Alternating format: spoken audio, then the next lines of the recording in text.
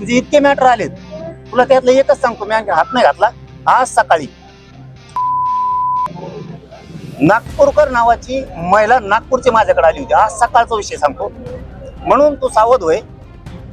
ही इतकं भयान मॅटर आहे ते मला सांगितलेलं, कारण ती शोभाताई फडणवीस यांच्या बहिणीची मुलगी त्यांच्या घरी दिलेली नागपूर मॅडमची. हे देवेंद्र फडणवीसला माहीत सुद्धा नसून आणखी किती प्रचंड मोठी फसवणूक आपल्याच पाहुण्यात झाली, म्हणजे त्यांच्याच पाहुण्याची.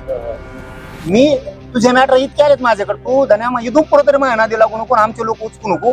आणि आमच्या लोकाला ज्याला तू भातपाताच्या सुपाऱ्या दिल्या त्यांच्याकडे तुझी लाभार्थी टोळी पाठवायचं बंद कर.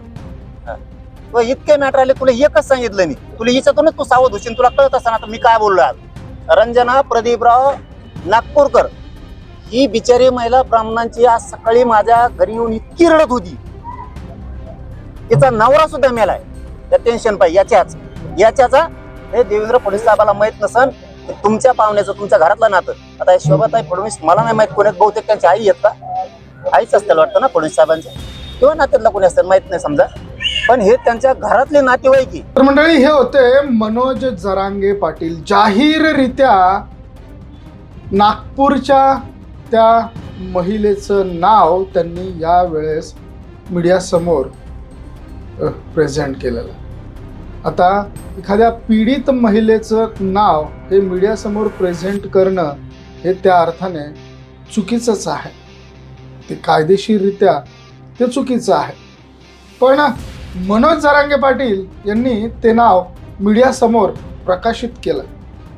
तर आता या पीडित महिलेच्या संदर्भाने त्यांनी देवेंद्र फडणवीस यांना देखील या प्रकरणामध्ये घेण्याचा प्रयत्न केलेला. कारण शोभा फडणवीस असं कुठलं तरी एक नाव त्यांनी घेतलं आणि आता या फडणवीसांच्या कोण आहेत हे आपल्याला माहिती नसल्याचं मनोज जरांगे हे म्हणतात. आता एखाद्या व्यक्तीचं नाव घेणं आणि त्या कोण आहेत असं म्हणणं हे कितपत योग्य? बरं, त्यातल्या त्यात जी पीडित महिला मनोज जरांगे पाटील यांच्याकडे मदतीसाठी येते. आता मनोज जरांगे पाटील यांच्याकडे असं कुठलं संविधानिक पद आहे किंवा कुठलं असं पद आहे की ज्याच्यामुळे ते या सगळ्या गोष्टीचा न्यायनिवाडा करू शकतील? आणि जे राज्याचे गृहमंत्री आहेत, अख्खं गृह खातं ज्यांच्या हातात आहे, ते त्यांचे नातेवाईक असल्याचं सांगतात. आता या एका अर्थाने ते राज्याच्या गृहमंत्र्यांना आणि मुख्यमंत्र्यांना या प्रकरणामध्ये निश्चितच ओढण्याचा प्रयत्न करतील.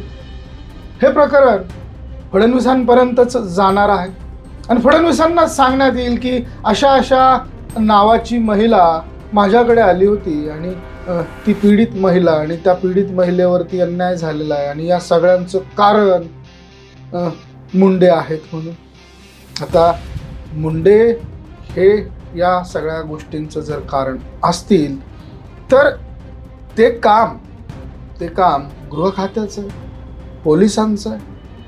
आणि मनोज जरांगे पाटील हे आता असं म्हणतात की जे माझ्या विरोधात बोलेल त्याला लाईफ लागेल म्हणजे जन्मठेपेची शिक्षा. आता जरांगे पाटलांच्या म्हणण्यानुसार जर जन्मठेपेची शिक्षा होणार असेल तर महाराष्ट्रात जरांगे पाटलांवरती आता कोणीच बोलणार नाही, हे असंच म्हणावं लागेल. तर मनोज जरांगे पाटील यांनी ज्या पद्धतीनं पीडित महिलेचं नाव हे मीडियासमोर ठेवलेलं आहे, मीडियासमोर सांगितलेलं आहे, ते कितपत योग्य आहे आमचा हाच एक सवाल आहे. याबद्दल तुम्हाला काय वाटतं? तुमच्या प्रतिक्रिया आणि तुमच्या कमेंट अवश्य नोंद करा. मंडळी, हा व्हिडिओ तुम्हाला आवडला असेल तर शेअर जरूर करा. धन्यवाद.